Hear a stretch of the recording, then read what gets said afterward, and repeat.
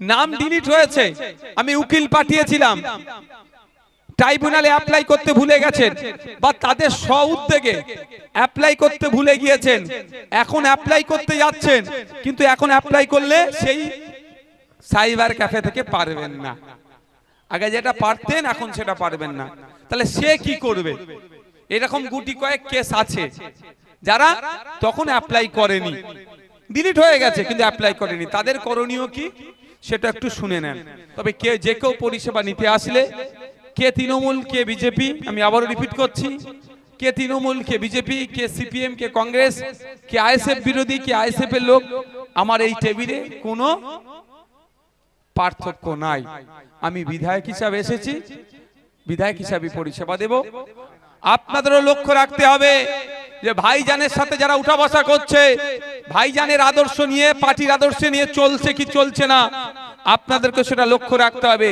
যদি মনে করেন ভাইজানের সাথে আছে, ভাইজান বড় ভাইজানের আদর্শের বাইরে যাচ্ছে, ভাইজান এসে বলে গেল কোন তোলাবাজের আর নতুন করে ঠাঁই হবে না, ভাইজানের পার্টির সিম্বল নিয়ে নতুন করে তোলাবাজি করছে, আমি আপনাদের বলে যাচ্ছি নির্দ্বিধায় আপনাদের বিধায়কের সাথে যোগাযোগ করবেন, যার যদি পালক গজায় তার পালকটাকে আমরা কেটে দেব।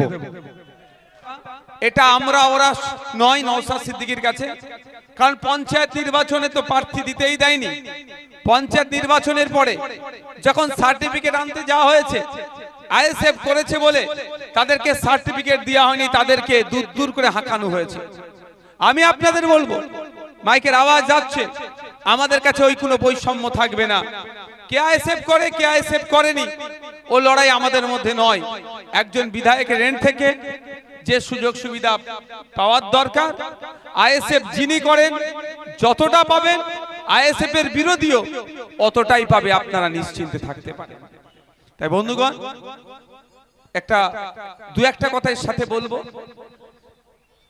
লড়াইটা আমার কার সাথে একটু জানতে হবে। এইরকম না হয়ে যায় যে আইএসএফ এর ঝান্ডা ধরে পারিবারিক অশান্তি মিটানোর চেষ্টা হচ্ছে, আমি কিন্তু সেটা হতে দেব না। হ্যাঁ, যারা অন্যায় করেছে তাদেরকে ছাড় দেব না। শরীফুল ভাইদের উপরে যে কি বুলডোজার চলেছে আমরা ভুলে যাচ্ছি না, তাদের ছাড় নেই।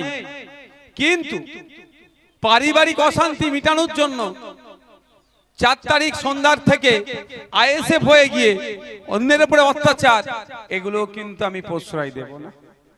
আপনাদের বলি, লড়াইটা আমার তার সাথে যে আবাস যোজনা থেকে কাটমানি নিয়েছে। আপনাদের বলবো, মায়েরা বাপেরা লিস্ট তৈরি করুন, আপনার বুথে আপনার এলাকার লিস্ট তৈরি করুন। আবাস যোজনা থেকে কে 10,000 20,000 নিয়েছে, যারা 10,000 20,000 নিয়েছে তাদেরকে বার করে ওই গরিব মানুষটাকে আবার ফিরিয়ে দেবে। এই লড়াই আমি করব আপনাদের জন্য। তৃণমূলের এজেন্ট বসেছিল, তৃণমূলের হয়ে দেয়াল লিখেছে, তৃণমূলের হয়ে প্রচার করেছে, তার সাথে আমার লড়াই নয়। তার সাথে আমার মতবিরোধ হতে পারে রাজনৈতিক, এতটুকুই। কিন্তু যে গরিব মানুষের বিধবা ভাতা থেকে কাটিং করেছে, বার্ধক্য ভাতা থেকে কাটিং করেছে, 100 দিনের কাজের নামে তোলাবাজি করেছে, 100 দিনের কাজের টাকা খেয়েছে, তাদের লিস্ট তৈরি করুন। তাদের কাছ থেকে ওই টাকাগুলো আমরা বার করব, তাদের আমরা ছাড় দেব না। কিন্তু একজন তৃণমূল করেছেন, একজন বিজেপি করেছেন, বা একজন আইএসএফ এর বিরোধী ছিল বলে তার সাথে আমাকে লড়াই করতে হবে, এটা কিন্তু আমি করব না, আপনাদের জানিয়ে দিয়ে যাই। ধন্যবাদ জানাবো ভাঙড়ের মানুষদেরকে যে আপনারা আপনাদের মূল্যবান ভোট আমার পক্ষে দিয়েছিলেন বলেই আজকে ভাঙড়ের সুদিন ফিরেছে কি ফেরেনি? বলুন, আপনারা ফিরেছেন কি ফিরেননি? এই সুদিন ফিরেছি বলে অনেকের আবার বুকে ব্যথা করছে কথা বলেছি বলে, কিন্তু তারপরের কথাটা শোনেনি, শোনাচ্ছে না। আমি মিটিং থেকে হয় ঢুকার সময় না মিটিং থেকে বার হওয়ার সময় কথা বললাম, অনেক কষ্ট করে সুদিন ফিরেছে কেউ না। আবার এটাকে অন্যায় করে বা এই ধরনের কথা বলেছিলাম, সঠিক মনে পড়ছে না, মানে কেউ দুর্নীতি না করে এই সুদিনটাকে না আবার ঘুচিয়ে দেয়, অর্থাৎ কাউকে অন্যায় করতে আমি বারণ করেছিলাম। ভাঙড়ে এসে ভাঙড়ের মানুষের জন্য বলেছি, এখনো যারা ভাবছে তৃণমূল ফিরে আসবে আর তৃণমূল ওদেরকে উদ্ধার করবে, তারা এই ভিডিওটাকে কাটিং করে আমার নামে বদনাম ছড়াচ্ছে। তৃণমূলে আসবে কি আসবে না ফলতা নির্বাচন থেকে বুঝতে হবে। আমি বলেছিলাম না 4-5 নম্বরে থাকবে, নোটার সাথে লড়াই করবে, সেটাও পেত না। এ কেন যতটুকু পেয়েছে এটাও পেত না, কেন পেয়েছে সময় আসলে আমি বলবো। দেখ, তারা এটাকে মিথ্যাচার করে আমার নামে বদনাম করার চেষ্টা করছে। আমি এগুলোকে পাত্তা দিই না, কিন্তু ভাঙড়ের মানুষের কাছে একটু খোলাসা করা দরকার। ভাঙড়ের মানুষদের বলবো, শান্তির সাথে থাকবেন, আপনি আপনার অধিকার নিয়ে থাকবেন। কে তৃণমূল, কে বিজেপি, কে কংগ্রেস, কে সিপিএম, কে আইএসএফ বিরোধী, কে আইএসএফ, ওটা দিয়ে বিচার হবে না। আপনার অধিকার নিয়ে আপনি থাকবেন। আপনার অধিকারে যদি কেউ হস্তক্ষেপ করে, সেই যদি আইএসএফ এরও ছেলে হয়, আমি আপনাদের কথা দিয়ে যাচ্ছি, আমার সাথে আপনারা যোগাযোগ করবেন, তার বিরুদ্ধে ব্যবস্থা নিতে আমি একটু কুণ্ঠরোধ করব না। কারণ আপনারা মূল্যবান ভোট দিই তো তোলাবাজ মুক্ত ভাঙড় তৈরি করছেন, গুন্ডা মুক্ত ভাঙড় তৈরি করার জন্যই তো আমাকে ভোটটা দিয়েছিলেন কি মায়েরা, যাতে মারামারি হিংসা না হয়। এই তো আমার এখানে এই দোকান, এই মোড়টাতে, নামটা ভুলে যাচ্ছি, মাথায় মেরে মাথাটা নষ্ট করে দিল, হ্যাঁ, হাকিম হাকিম হাকিম বাবু, তা আমরা ভুলে যাচ্ছি কি? উনি মারা গেছেন তো কদিন আগে, তা আমরা ভুলে যাচ্ছি না। তার বিরুদ্ধে গিয়ে ভোটটা হয়েছে তো হিংসা না হয়। তাহলে আপনারা ভোট দিয়ে ওই নটোরিয়াস ক্রিমিনালটাকে ভাঙড় থেকে তাড়িয়েছে, সাথে সাথে যত গুন্ডা মস্তান ক্রিমিনাল আছে ভাঙড় থেকে তারা ভয়ে ভাঙড় ছাড়া হয়েছে। তা আপনাদের ভোটের জন্যই তো হয়েছে। আমি আপনাদের কথা দিয়ে যাচ্ছি, আপনাদের সাথ আমার লাগবে। নতুন করে গুন্ডা মস্তান ক্রিমিনাল সমাজ বিরোধীকে ভাঙড়ে জন্ম হতে দেব না। সাথ দেবেন তো? নতুন করে তোলাবাজকে আর জন্ম হতে দেব না ভাঙড়ে।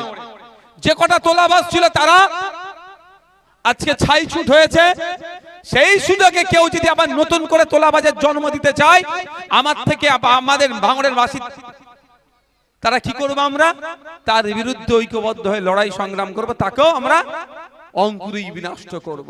শুধু চাই কি আপনাদের সহযোগিতা। পাবো তো নাকি?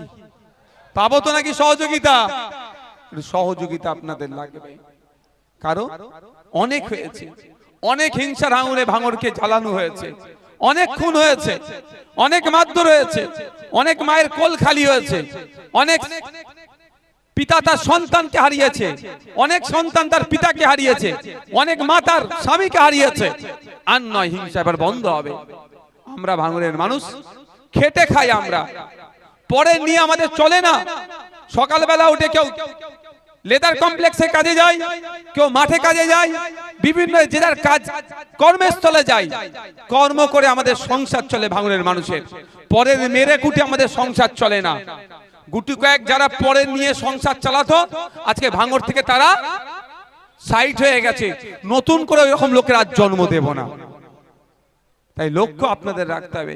শুধু নওশাদ সিদ্দিকী একা লক্ষ্য রাখলে হবে না, আপনাদেরও লক্ষ্য রাখতে হবে যে ভাইজানের সাথে যারা উঠা বসা করছে, ভাইজানের আদর্শ নিয়ে, পার্টির আদর্শ নিয়ে চলছে কি চলছে না, আপনাদেরকে সেটা লক্ষ্য রাখতে হবে।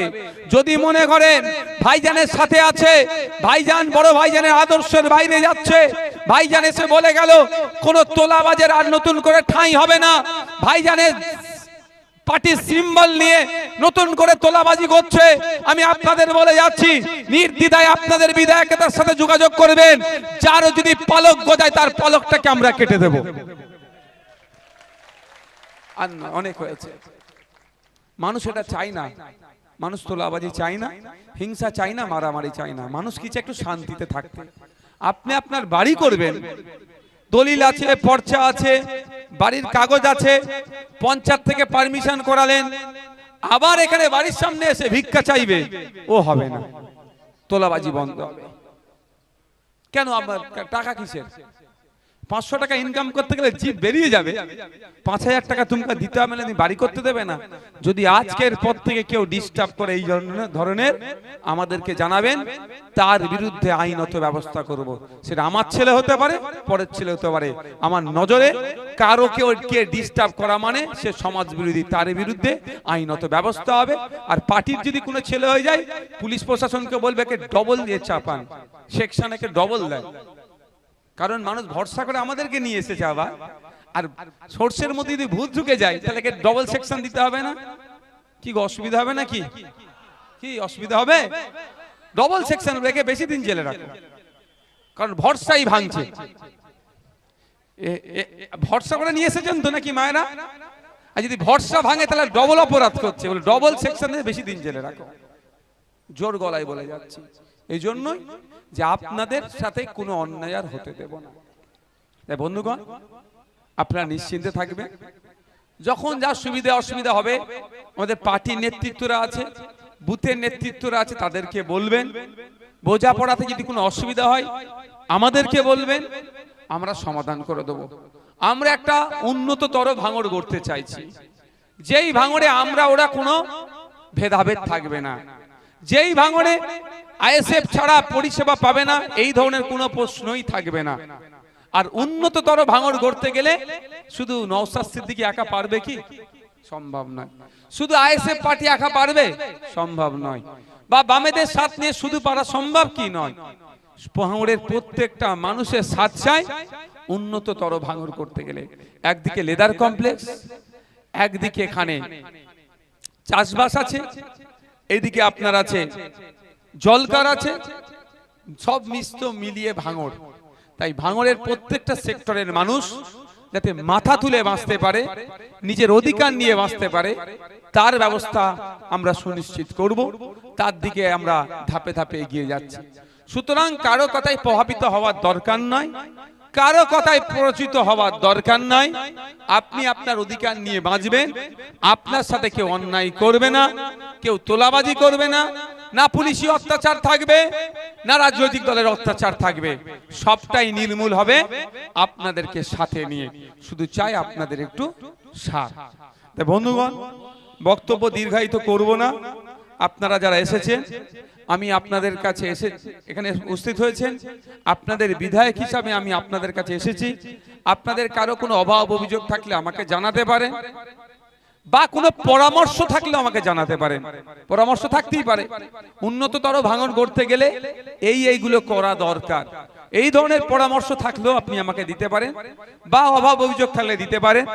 কনসার্ন যে ডিপার্টমেন্ট আছে সেখানে বলে লড়াই করে সমস্যাগুলো সমাধান যেমন করব, সাথে সাথে তৎক্ষণিক যদি সমাধান করা যায় সেটাও আমি করব। তবে যে কেউ পরিষেবা নিতে আসলে, কে তৃণমূল কে বিজেপি, আমি আবারও রিপিট করছি, কে তৃণমূল কে বিজেপি, কে সিপিএম কে কংগ্রেস, কে আইএসএফ বিরোধী, কে আইএসএফ এর লোক, আমার এই টেবিলে কোনো পার্থক্য নাই। আমি বিধায়ক হিসাবে এসেছি, বিধায়ক হিসাবে পরিষেবা দেব। আমার দায়িত্ব ভাঙড়ের প্রত্যেকটা মানুষের, যারা আমার কাছে আসবে তাকে পরিষেবা দেওয়া। তাই আমি আপনাদের বলি, কেউ এই হীনমন্যতায় ভুগবেন না, কেউ আতঙ্কিত হবেন না যে ভাইজানের কাছে গেলে আমি পরিষেবা পাবো কি পাবো না। আমি তো ভাইজানের চরম বিরোধী ছিলাম, স্টেজে ভাইজানের বিরুদ্ধে রাজনৈতিক বক্তব্য দিয়েছি, ভাইজানের বিরুদ্ধে আমি দেওয়াল লিখেছি, ভাইজানের বিরুদ্ধে আমি প্রচার করেছি। এই হীনমন্যতায় কেউ ভুগবেন না। আমি আপনাদের ভাইজান, আপনাদের বিধায়ক, গণতন্ত্রকে মান্যতা দিই, যুক্তরাষ্ট্রীয় পরিকাঠামোকে মান্যতা দিই, আইন আদালত বিচার ব্যবস্থাকে মান্যতা দিই। সুতরাং আজকে আমি এখানে উপস্থিত হয়েছি আইএসএফ এর নেতা হিসাবে নয়, এখানে আমি উপস্থিত হয়েছি ভাঙড়ের বিধায়ক হিসাবে। তাই ভাঙড়ের বিধায়কের কাজটাই হলো ভাঙড়ের প্রত্যেকটা মানুষকে পরিষেবা দেওয়া। আপনাদের জানা আছে, যখন রাজ্জাক খাঁকে খুন করে আমি তখনও বলেছিলাম যে এই কেসটা আমি লড়াই করব। আমি আপনাদের বলেছিলাম যে কেস আমি লড়াই করব, একদিন না একদিন আমার হাতে কেসটা আসবে। শুধু আমি সময় দিচ্ছি না, সামার ভ্যাকেশনের জন্য কোর্ট বন্ধ আছে, আপনি আগামী দিনে দেখবেন রাজ্জাক্কার ফ্যামিলিকে নিয়ে আমি কোর্টে যাচ্ছি, রাজ্জাক্কার খুনিদেরকে আমরা খুঁজে বার করব, খুনিদেরকে শাস্তি দেব বলে। কিন্তু রাজ্জাক্কার ফ্যামিলি কি? তৃণমূল। রাজ্জাক্কা কে? তৃণমূলের নেতা। কিন্তু আমার ভাঙড়ের মানুষকে খুন করেছে, আমার কাছে Trinamool, BJP, CPM, Congress, ISF কিছু নয়। আমি বিধায়ক, আমার কাছে এসেছে, আমি তারা যারা খুন করেছে খুনিদের বিরুদ্ধে লড়াই করব, পরিবারকে ইনসাফ দেব, সে লড়াইটা করব। যদি রাজ্জাক খাঁ তৃণমূলের বুথ অঞ্চল সভাপতি হতে পারে, তার খুনিদের বিরুদ্ধে লড়াই করতে পারি, তাহলে আপনার বুথের কেউ তৃণমূলের হয়ে দেয়াল লিখেছে, তৃণমূলের হয়ে প্রচার করেছে, মানে তাকে পরিষেবা পাবে না। এই হীনমন্যতায় কেউ না ভোগে। আর দুটো কথা বলে শেষ করব। প্রথম কথা হচ্ছে এসআইআর শুরু থেকে এখনো পর্যন্ত আপনাদের আমি ছেড়ে গিয়েছি এসআইআর থেকে। কি বলেছি? একজন কেন 1000 লোকের যদি আইনি সহায়তা লাগে আমি আইনি সহায়তা দেব। গত 3 দিন আগে কলকাতাতে আমরা র্যালি করলাম, ডেপুটেশন দিয়েছি। ওখানে গিয়ে যেটা জানতে পেরেছি বিভিন্ন অফিসারদের সাথে কথা বলে, এটা অত্যন্ত ধীর গতিতে হচ্ছে। কতটা সঠিক বলতে পারবো না, যতটুকু জানতে পেরেছি সেটাই বলছি। ধীর গতিতে হচ্ছে, এটাকে স্পিড আপ করতে হবে। ধীর গতিতে হওয়ার জন্য আমাদের মধ্যে যাদের নাম ডিলিট হয়েছে তারা একটু আতঙ্কে আছে, ভয়ে আছে, কি হবে না হবে। সেই জন্য আমাদের গত পরশু দিনকে এই কলকাতাতে মিছিল এই জন্য এই মর্মেই ছিল। 20 তারিখে ছিল, আজকে 24 তারিখ, 20 তারিখে ছিল, যেই মর্মেই দ্রুততার সাথে 27 লক্ষ এর নিষ্পত্তি করাতে হবে। 27 লক্ষ নিষ্পত্তি করিয়ে ভোটার লিস্টে নাম তুলতে হবে। কিন্তু যতটুকু বুঝতে পারলাম স্পিড আপ হচ্ছে না, দ্রুততার সাথে হচ্ছে না। তাই দ্রুততার সাথে করতে গেলে তাহলে আমরা গিয়ে চিঠি দিয়েছি, ডেপুটেশন দিয়েছি। আমরা পরবর্তীতে আইনজীবীদের সাথে কথা বলেছি। প্রয়োজনে আমরা এই আইনজীবীরা বলেছেন সামার ভ্যাকেশন একটু ব্যস্ততার মধ্যে থাকে, তারা একটু ছুটি কাটায়, তারপরেও আমরা পরামর্শ নেব যে আগামী দিনে সুপ্রিম কোর্টে আমরা আবার যাব, গিয়েছিলাম আবার যাব, যে অন্তত সুপ্রিম কোর্ট একটা টাইম নির্দিষ্ট করে দিক যে এই টাইমের মধ্যে এই 27 লক্ষ এই ট্রাইব্যুনালে যে কেস আছে এটা নিষ্পত্তি করতে হবে। তাই আপনাদের বলবো যে ভরসাটা করে আছেন সেই ভরসাটা করে থাকুন। এখন যারা বলেছিল আমার লাশের উপর এসআইআর হবে, যারা বলেছিল একজনের নাম কাটা গেলে 1 লক্ষ লোক নিয়ে দিল্লি অফিস ঘেরাও করব, তাদেরকে খুঁজে পাওয়া যাচ্ছে না, আর খুঁজে আগামী দিনেও পাবেন না। তারা শুধুমাত্র নাটক করার জন্য কথা বলেছিল। আমরা ডে ওয়ান থেকে বলেছি সুষ্ঠুভাবে এসআইআর হলে সহযোগিতা করব, সহযোগিতা করেছিলাম এবং এটাও বলেছিলাম মাস্টার মশাই যদি বেগড়িবাই করে আইনের মাধ্যমে মাস্টার মশাইকেও জব্দ করব। তাই আজকে মাস্টার মশাই ধীর গতিতে চলছে, এসআইআর ধীর গতিতে চলছে। এটা স্পিড আপ করানোর জন্য, টাইম বেঁধে দেওয়ার জন্য আগামী দিনে আপনাদের জন্য কোর্টে যাব, আইনি লড়াই করব এবং সুপ্রিম কোর্ট থেকে আশা করছি অর্ডার বার করাবো যে অন্তত একটা টাইম নির্দিষ্ট করে দেবে, এর মধ্যে এসআইআরটা যেন এই মামলাগুলো যেন নিষ্পত্তি হয়। দ্বিতীয় কথা, যদি আপনাদের মধ্যে কেউ থেকে থাকেন বা কেউ থেকে পাড়াতেও আছে নাম ডিলিট হয়েছে, আমি উকিল পাঠিয়েছিলাম, ট্রাইব্যুনালে অ্যাপ্লাই করতে ভুলে গেছেন বা তাদের স্ব-উদ্যোগে অ্যাপ্লাই করতে ভুলে গিয়েছেন, এখন অ্যাপ্লাই করতে যাচ্ছেন কিন্তু এখন অ্যাপ্লাই করলে সেই সাইবার ক্যাফে থেকে পারবেন না। আগে যেটা পারতেন এখন সেটা পারবেন না, তাহলে সে কি করবে? এরকম গুটি কয়েক কেস আছে যারা তখন অ্যাপ্লাই করেনি, ডিলিট হয়ে গেছে কিন্তু অ্যাপ্লাই করেনি। তাদের করণীয় কি সেটা একটু শুনে নেন। তাদের এখন করণীয় হচ্ছে ডিস্ট্রিক্ট ম্যাজিস্ট্রেট ডিএম এর কাছে অ্যাপ্লিকেশন লিখতে হবে। যেটা অনলাইনে করছিলেন ওটা ডিএম এর কাছে করে সাপোর্টিং যে পেপারস আছে দিয়ে ডিএম কে জমা করি একটা রিসিভ নেওয়া। ডিএম স্যারের কাজ হবে ওটা তিনি ট্রাইব্যুনালে পাঠিয়ে দেবেন। তাহলে আগে যে পাওয়ারটা অ্যাভেলেবেল ছিল সেই পাওয়ারটা এখন সিজ করে ডিএম এর হাতে আছে। সুতরাং এই ভয়টাও কেউ খাবেন না যে আমি তো অনলাইনে অ্যাপ্লাই করিনি তাহলে আমার কি হবে, বা অফলাইনে অ্যাপ্লাই করিনি আমার কি হবে। যদি কেউ এই ধরনের থেকে থাকেন কোন জায়গায় অ্যাপ্লাই করেননি, তারা এখন ডিএম এর কাছে অ্যাপ্লাই করলে ডিএম তার পাওয়ারকে এক্সারসাইজ করে সে নামটা ট্রাইব্যুনালে পাঠিয়ে দেবে। আর ট্রাইব্যুনাল মানে বিচার ব্যবস্থা, তো এই বিচার ব্যবস্থার মাধ্যমে এটা সমাধান হবে। তা সেখানেও যদি কোনো অ্যাডভোকেটের প্রয়োজন হয় আপনারা নিশ্চিন্তে থাকবেন, আমরা সেখানে আপনাদেরকে আইনজীবীদের সহযোগিতা করাবো। আইনজীবীদেরকে দিয়ে আপনাদের এই যে বিষয়টা চলছে এসআইআর প্রক্রিয়াকে আমরা শেষ করব। বক্তব্য আমি আর দীর্ঘায়িত করছি না, যদি কারো কোনো অভিযোগ থাকে আপনারা এসে জানাতে পারেন বা পরামর্শ থাকলে জানাতে পারেন। তবে অনুরোধ করব আপনারা একটু পিছিয়ে যাবেন, প্রথমে মহিলারা আসবে, মহিলারা জানাক, তারপরে পুরুষেরা আসবে। মহিলা পুরুষ সবাইকে বলছি এসআইআর এর জন্য নতুন করে আর বলতে লাগবে না, কারণ এসআইআর এর জন্য অলরেডি বলে দিলাম। হ্যাঁ, সামনে চেয়ার লাগবে। এসআইআর এর জন্য অলরেডি বলে দিলাম, নতুন করে এসআইআর এর জন্য বলতে লাগবে না। অনুরোধ এতটুকুই, যাদের নাম ডিলিট হয়েছে তাদের কাজ কি হবে, আইএসএফ এর যে নেতৃত্বরা আছে একটু যোগাযোগ রাখা। সে তৃণমূলের নাম ডিলিট হোক আর আইএসএফ এর হোক আর আইএসএফ এর বিরোধী হোক, আজকে তৃণমূলের কারো নাম ডিলিট হয়ে গেলে তৃণমূলের নেতারাও তাকে পাত্তা দেবে না। আমি কথা দিচ্ছি, সে তৃণমূল হলেও তারও পাশে আমি বিধায়ক হিসাবে থাকবো, তারও যতক্ষণ না নাম উঠছে আমি ততক্ষণ লড়াই করে যাব। একটু পিছিয়ে, এটা নিচে না বাবু, এটা একটু পিছিয়ে যাবো।